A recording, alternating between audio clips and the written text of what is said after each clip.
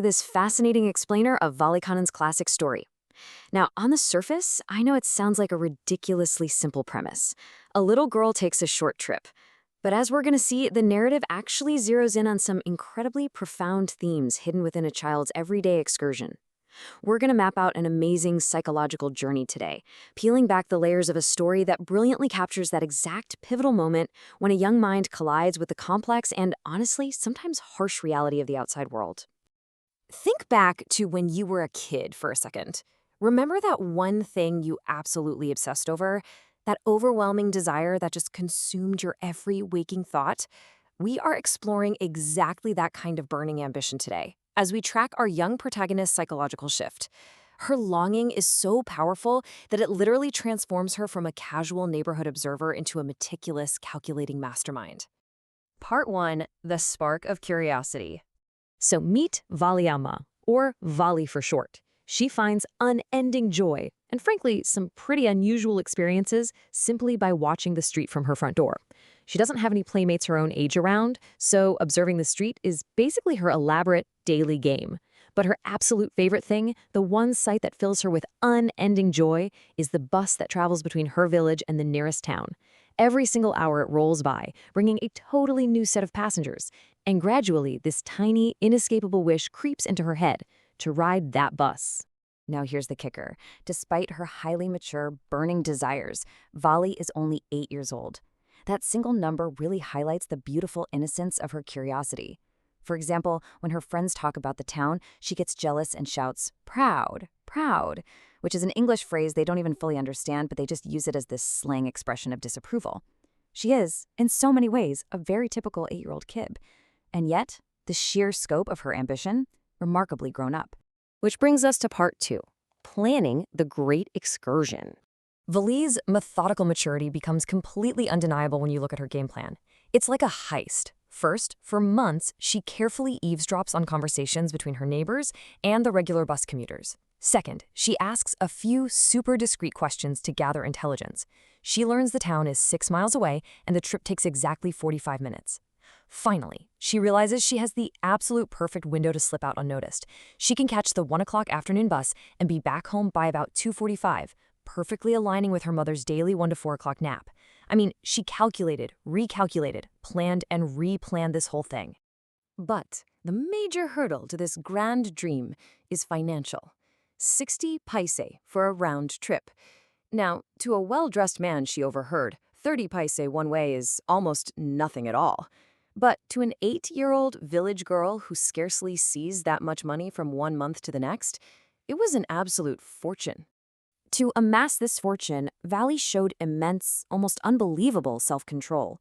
She thriftily saved whatever stray coins came her way.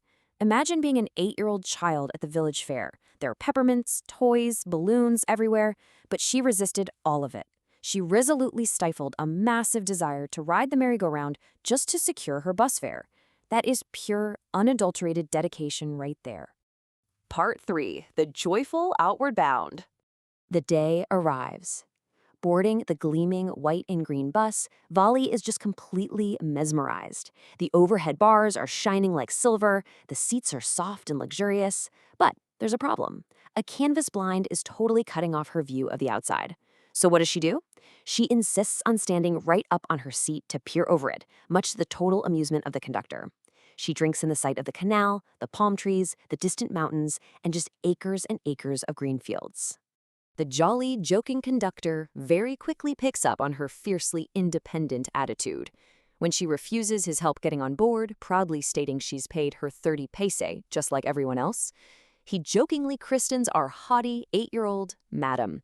And she accepts this title with extreme seriousness. When an elderly man expresses genuine concern about her standing on the seat, she completely snaps at him. When an elderly woman with repulsive earrings tries to make small talk, Vali rebuffs her completely. In her own mind, she is a totally self-sufficient, grown-up traveler. And then we hit the absolute peak of her joy on the journey out. Out of nowhere, a young cow with its tail high in the air starts running wildly right in the middle of the road, directly in front of the bus. The more the driver honks, the more terrified the animal becomes, and the faster it gallops. To Volley, this is just hilarious. She claps her hands with absolute glee, laughing until actual tears are rolling down her face. It's the ultimate thrill of the outside world, vibrant, unpredictable, and wonderfully chaotic. But then things shift in part 4, a sobering return journey. Reaching the town with its bright, glaring shops and massive crowds, Volley is struck completely dumb with wonder. Everyone gets off the bus except her. When the conductor asks if she wants to go look around, her confident, haughty facade cracks just a tiny bit. She actually admits she'd be much too afraid to wander out there alone. She even refuses his offer to buy her a cold drink, firmly stating she just wants her ticket back home. So underneath that brave, madam persona, she shows her underlying, very real vulnerability. Ultimately, she's still just a little kid. The return trip presents this pivotal, truly heartbreaking contrast.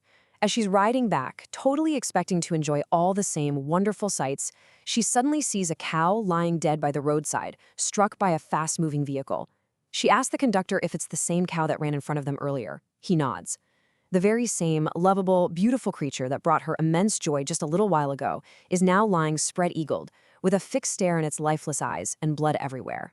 This leads perfectly into part 5, the gap in understanding.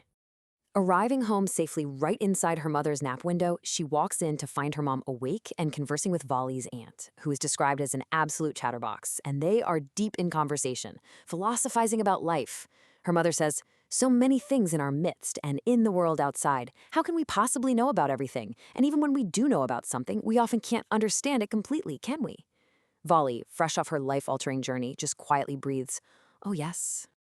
Notice the incredible dramatic irony here in her aunt's reaction. Her aunt literally calls her a chit of a girl who pokes her nose into adult conversations.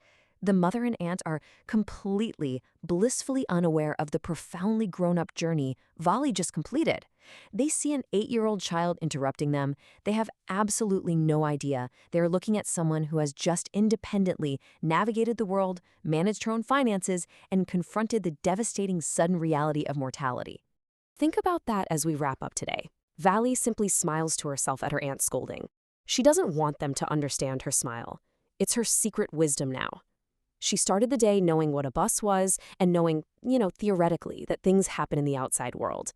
But this one short bus ride bridged the massive gap between knowing about the world and truly experiencing it, the joy, the independence, and the sudden random tragedy of death.